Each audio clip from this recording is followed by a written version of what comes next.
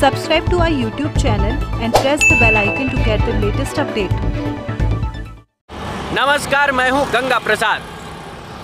कल UP TET का paper हुआ और उस पेपर के लिए छात्रों ने कड़ी मेहनत की और उसकी तैयारी करने के बाद अपने अपने सेंटर्स पर पहुंचे थे। लेकिन अचानक से सुबह खबर आती है कि पेपर लीक हो गया। लीक होने के बाद सोचिए, छात्रों को वो पेपर कैंसिल कर दिया गया।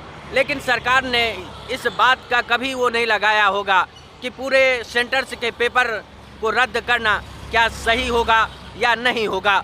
छात्रों की जो उम्मीदें थी, क्या उसमें पानी नहीं फेरने का काम सरकार ने किया है? क्या उन सेंटर्स को आइडेंटिफाई नहीं किया जा सकता था? पेपर कराए जा सकते थे, उसके बाद आइडेंटिफाई कराए जा सकते थे कि वो सेंटर कौन से हैं जिन सेंटरों पर पेपर लीक हुए हैं। फिर उन सेंटर्स को बाकायदे आइडेंटिफाई किया जाता, आरोपियों को गिरफ्तार किया जाता, जो गिरफ्तार किया गया है। अब भी उस तरह भी गिरफ्तारियां हो सकती थी और उसके बाद कार्रवाई भी हो सकती थी। लेकिन इसको चुनावी स्टंट बना दिया गया और पेपर लीक होने के बाद जिस तरह से खबर आई, उसके बाद सरकार ने कहा कि हम बुलडोजर चलवा देंगे, उनके खिलाफ संपत्तियां जब्त करवा देंगे। लेकिन इस बात की चिंता क्यों नहीं रही है कि जिन छात्रों ने पेपर दिया, उन छात्रों के सभी के पेपर को निरस्त कर देना, क्या सभी के पास वो पेपर पहुंचा होगा?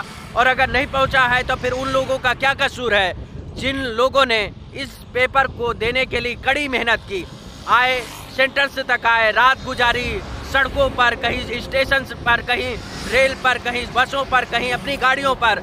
लेकिन सबने अपना पैसा खर्च किया और ये ऐलान कर दिया गया कि पेपर कैंसिल हो गया। और इसके बाद ये कह दिया गया कि हम अपनी गाड़ियों से, मतलब बस प्राइवेट जो सरकारी बसें हैं, उन बसों से लोगों को, बच्चों को उनके घरों तक पहुंचाया जाएगा।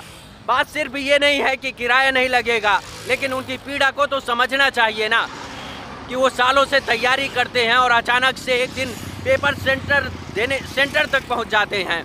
सेंटर में पेपर की तैयारी करके जाते हैं और उसके बाद अचानक से ऐलान हो जाता है कि पेपर कैंसिल हो गया। सोचिए कितनी पीड़ादायक होगी। कैसे कैसे एक दिन पहले, मतलब हफ्तों पहले, महीनों पहले, उससे पहले कितनी बेसब्री से इंतज़ार करते हैं छात्र कि आने वाले समय में हमको भी, हमारा भी भविष्य जो है सुनहरा होगा। लेकिन सरकारें ऐसे चलती हैं और ऐसे निर्णय लेती हैं तो उससे उन लोगों की उम्मीदें टूट जाती हैं जो उम्मीद करते हैं कि आने वाले समय में हमारा भी भविष्य बेहतर होगा। एक फहरिस्त मैं देख रहा था 2017 से 2021 तक, उस लिस्ट में कई पेपर हैं और उस पेपर में है सब इंस्पेक्टर का पेपर 2017 में कहा जाता है कि लीक हो गया। यूपीपीसीएल का पेपर जो है वो भी लीक हो गया। यूपी पुलिस का पेपर भी लीक हो गया। अधीनस्थ सेवा का पेपर 2018 में लीक हो गया। 2020 में स्वास्थ्य विभाग का एक पेपर होता है वो लीक हो गया। 2021 में 69,000 शिक्षक भर्ती मामले में भी यही आरोप लगे और 2021 में बीएड का पेपर लीक हो गया। और इस बार 2021 में जो लास्ट 2022 आने से पहले 2021 नवंबर में पेपर होना था, वो कैंसिल हो गया यूपी टेट, क्योंकि उसके पेपर लीक हो गया था।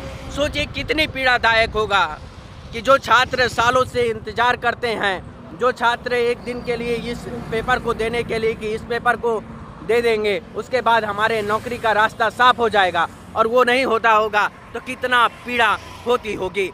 मैं एक चीज़ देख रहा था कि 69,000 शिक्षक भर्ती के बाद शिक्षकों के लिए जो रास्ते खुलने चाहिए थे और भर्तियाँ होनी चाहिए थी, वो शायद अब तक नहीं हुई हैं। लेकिन इस बार उम्मीद की गई थी कि ये पेपर जैसे ही होगा यूपी टेट का, उसके बाद सरकार नई भर्तियां निकालेगी, जैसा कि कहा जाता है। लेकिन 2017 से पहले और इधर देखा जाए तो 69,000 शिक्षक भर्ती के बाद शायद ऐसी कोई भर्ती शिक्षकों की नहीं हुई है जो कहा जाए कि इस सरकार ने नई कोई भर्ती निकाली है।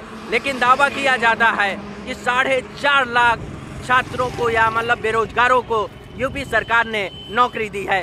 वो कौन सा आंकड़ा है जो छात्र को मिला है या नहीं मिला है, ये वो लोग बता भी सकते हैं। लेकिन एक बात सोचिए कि दावा करने से क्या बात बन जाएगी।